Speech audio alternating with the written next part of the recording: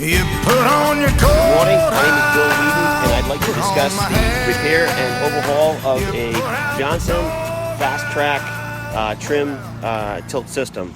Okay, so I have here a Johnson 200 Ocean Pro motor. This is a year 2000 motor, and I've disassembled the Fastrack trim tilt system. Took a little while to get the trim tilt out of the motor bracket. You can see there, and I'm using a couple of blocks of wood to hold up the motor right now. And what I had to do, because it was just me, I didn't have a helper, what I had to do is I had to kind of lift the motor up. I actually attached it to my truck to kind of pull the motor up and kind of get it out. The first thing was to get the Fastrack tilt trim out.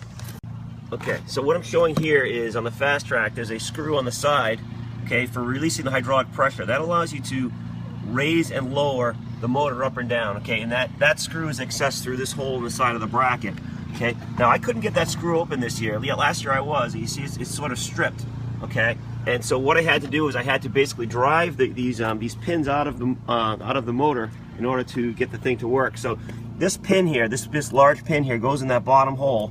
Okay, and it goes through the Fastrack assembly. Okay, and I had to use a hammer to drive it out. Okay, and what I did was I started it with a hammer. Then I used this old drive shaft that I have here to kind of drive that pin out. Okay, before I could drive it out, I had to remove these slip rings, of course. Okay, and I did the same thing on the top. Okay, except you can see that pin on the top is still kind of stuck there in the bracket. It didn't come all the way out. And then the top one was actually for some reason much more difficult to get out. Right, so what I had to do was I used this drive shaft to initially start these pins out, okay, but the top one, which is more difficult, I used the bottom one to actually drive the upper one out, okay, because it fits perfectly in that hole, okay. And then you'll also notice there's a bit of corrosion, which I'm going to need to clean up around where the slip rings go on these pins here. All right, so now I've got the Fastrack unit out. So now the next thing to do is to initiate the repair of the actual trim unit. Okay, now what I've done is I've purchased this kit. I went online and I purchased this kit here. You can see the part number 434519, which has all of the seals in there, and I haven't done the repair yet, so I don't know how this is going to work out. And then I also had to buy this special tool, which I got from Sears, which is for taking off the cap. All right, and you can see that the holes there in this tool will fit into the tilt unit there. Okay, but surprisingly, they don't fit into the holes on the other side, onto this one here. The holes on the trim unit are too small for this tool, surprisingly. I don't know why they made the holes two different sizes, but they did for some reason. So the next thing I'm going to do is to try and get that out. Now, I want to mention one other thing. As part of taking out that Fastrack, see this wire here, which is the motor wire, okay? And there's another wire that connects to this thing right here, which I assume is an angle gauge or something like that. This thing had to come out. This thing was stuck in. This thing was inside there, and I'll show you where that was. That was located way up there, inside the corner there, way up in here. And I had to take out these two. This screw broke when I took that thing out, okay, and the other screw I was able to get out. But the wire was routed up through there. So this I think it's an angle sensor, had to come out in order to get that, in order to free the wire so I can get the Fastrack out. The other thing I had to do is I had to disassemble part of the engine, and I actually freed up the wire. I disconnected it from this plug here, and where's the damn thing? Oh, here it is right here. Okay, so this plug came out of the cap. I basically just freed enough wire so I can pull that Fastrack unit out, so I can get it out so I can work on it. All right, so next I'm going to try and begin the assembly, try and pull that cap off, and I'll let you know how it goes.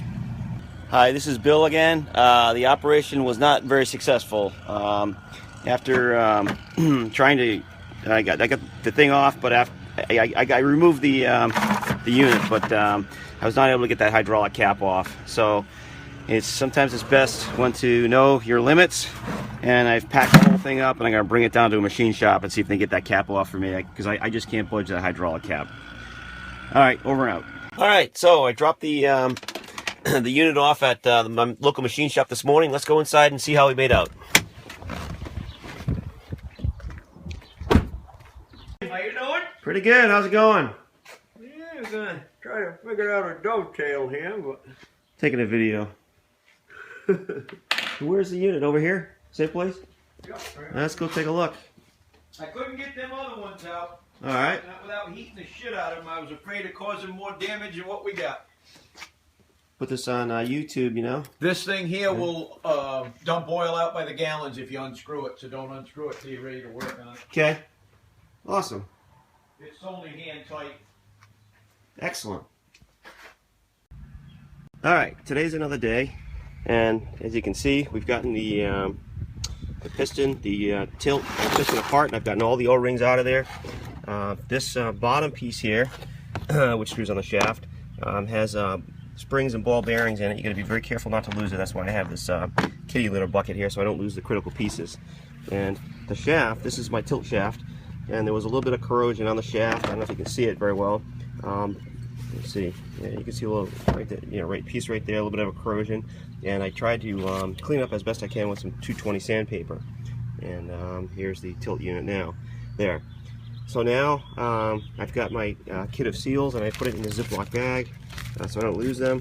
And what I'm going to do is I'm going to go ahead and reassemble the O-rings back onto the tilt shaft now and see if I can put it all back together. See how that goes. Alright, I got my book here, and something peculiar I noticed is that if you notice that two of the springs there for the tilt rod are longer than the other two, and I really don't understand why. There doesn't really seem to be any rhyme or reason to that.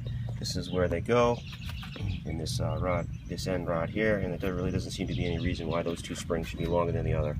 Kind of looking into that now. Okay, so I had finally gotten the tilt rod back together. I replaced 4 O-rings. You can see actually 4 O-rings plus that cap on the end in the assembly. I took it all apart, and I think I've solved the mystery about why I had 2 different size springs. If you look on the back side of the piston rod, I don't know if you can see it with the light here, but there's holes that correspond to the locations of the spring. You can kind of see them there. There's holes. There's 4 holes. 1, 2, 3, and 1 on the bottom, and they're 2 different size holes. And my understanding is that the holes correspond to the spring. So I lined up and I hope I'm correct, I lined up the small holes with the larger spring, and the larger holes with the smaller spring. And the thought is that when you pull up on this rod, so if the motor was connected to this rod and you pulled up on the motor, it will be pulling against this piston would be pushing resistance down, and the rod will be pulling up, and these springs would compress due to the fluid inside the cylinder, and it would allow initially fluid to flow through the small holes where it's compressing larger springs, and then if there's enough resistance, it would open up the it would reach a point where it would open up the smaller springs, which have more resistance, and allow fluid to flow through those larger holes. Another thing to note about this rod is that the nut is actually a lock nut, and I didn't really notice that when I took it apart. But if I was to take the nut apart again, which I don't want to do, there's a groove on this side of the nut which I faced outward. And again, I hope that's correct. I didn't really pay attention to that when I was disassembling it. But it is a lock nut, and you can see that there are some dangling threads there which I need to kind of clean up. When I assembled it, it caused the lock nut to cross thread slightly, and I've got some pieces of metal there that I need to clean off there. And then the next thing after that is I'm going to reassemble it into the unit. Alright, so let me go ahead and do that now. Okay, I've put the unit back together, and I'm testing it now with a battery, an external battery, and you can see that the unit does operate. I'm having an issue right now with the trim does not seem to go down. When I press this, when I reverse the motor, reverse the connections, trim does not seem to go down for some reason. I'm going to have to investigate that. But prior to that, I had to prime the motor. I had to prime this thing, and what I had to do was, one step I forgot was that I had to, before I put this piston in, I had to put some oil in there, some fluid, some trim fluid in there. So I had to take it apart again, and this is a trim fluid. I'm using West Marine brand, Tilt and Trim. And there's a picture of me, pretty scary. But I had to take it apart and pull that cap off again, and I put some Tilt and Trim fluid right on the top of that. Put the cap back on to prime the system. I also had to I had these pushed down. I manually pulled these up, the trim, and that helped as well. When I pulled those up, I noticed that the fluid that was inside the reservoir did go down, added more fluid to the reservoir, and now it seems to be working. Everything seems to be working except for the trim. So I'm going to go ahead and attach that back onto the boat, back onto my motor, and see if perhaps the weight of the motor will get that trim working. All right. Okay, this is Bill again. The operation was actually a success, believe it or not. I've got the motor all reassembled. Everything's looking really good, and it goes up and down nice and smoothly. I actually did remove and permanently remove the tilt indicator that was down below there. It was pretty useless. I don't use it on the dashboard anyway. And I'll demonstrate right here that the motor does move up and down beautifully. Yep. There it comes. There it goes. Right up. Piece of cake. And right down. Okay. And I gotta run it up and down a few times now to try and bleed out the air out of the reservoir. Here's the fill reservoir right here. So I'm gonna do that for a second. Yeah, there's no air. I don't hear any air hissing out when I open it now, so it seems to be pretty well bled. And I'll just top off that reservoir and I'll be done with the job. A couple of notes: when I did pound these things back in, I had trouble getting the slip rings in, so I need to take a look and make sure the slip rings are on properly. This one doesn't seem to be on all that well. You kind of clean out the grooves around the slip ring. That was one of the toughest parts of the job, is getting those things out. That's about it. All right, over and out.